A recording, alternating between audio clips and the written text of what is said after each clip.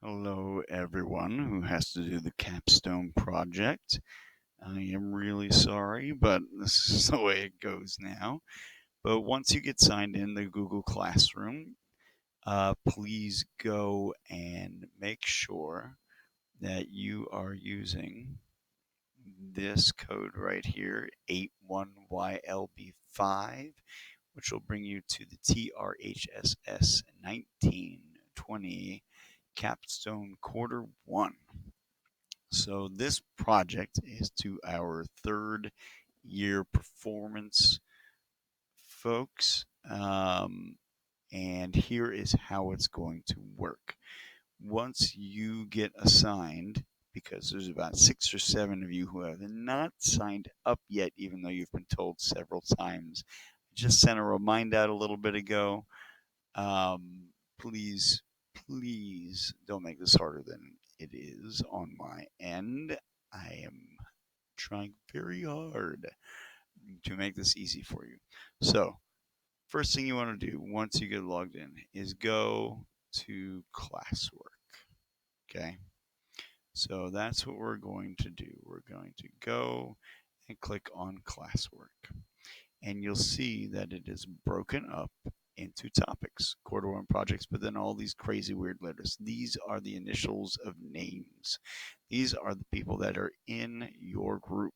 HS, AS, MS, TS, lots of S's, VT.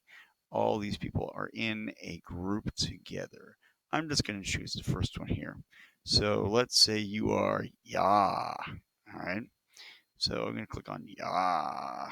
And we have 4 students in here. There should be 5. So one of you better start booking it and getting signed up. There are 3 class comments in here. Let's look at the project timeline first.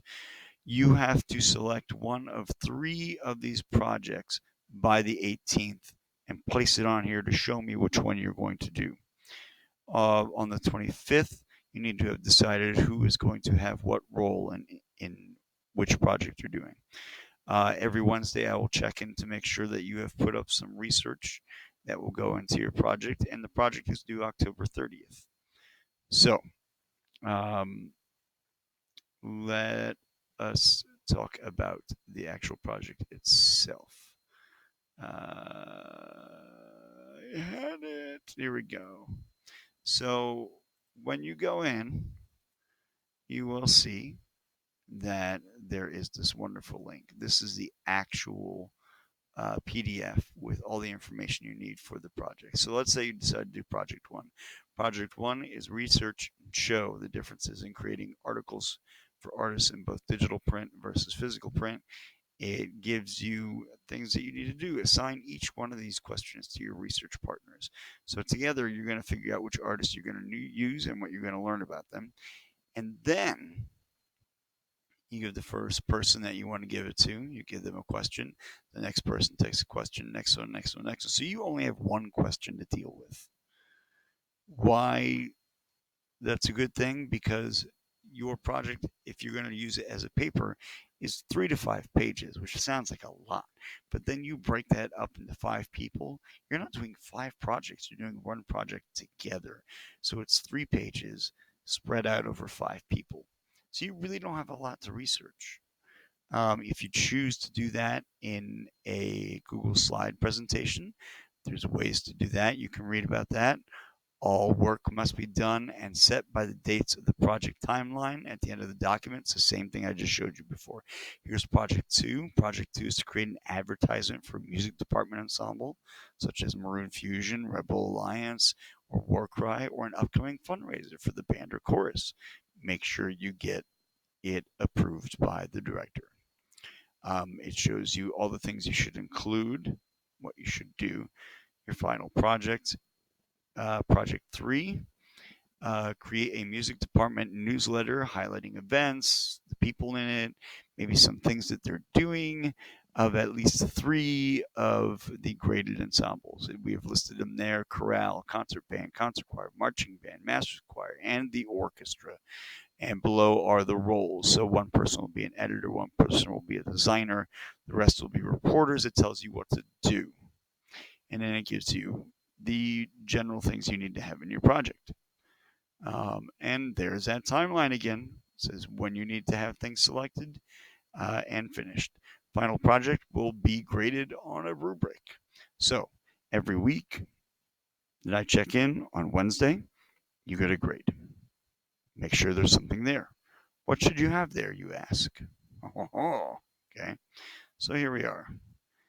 Project timeline. Here's an example on how to do your research and show me that you're doing research. You put in, hey guys, I found out that the stuff that I am researching.com has this, quote, look at this important stuff that you are going to put into your project, quote, I'm going to include this in their project.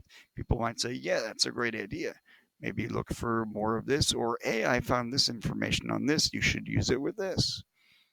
So you can talk to each other about it. But it was important that Philip Martin, who's in this group, has put down information that they learned to put into the paper or the project or the ad or the newsletter. Um, this is how I'm going to see every Wednesday that you have done something. You're going to show me that you found some information that you're going to include into your project. So if you're MB, MB is going to write something here.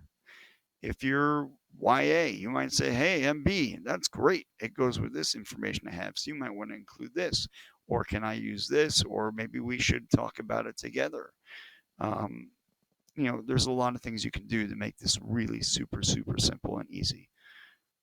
Here is the same exact thing for these people, these people. Everybody got something. Okay, so just look for what you're signed up for. As you can see, I have them all here, so it will be easy to check. If you have any questions, please hit me up on Remind or see me in class.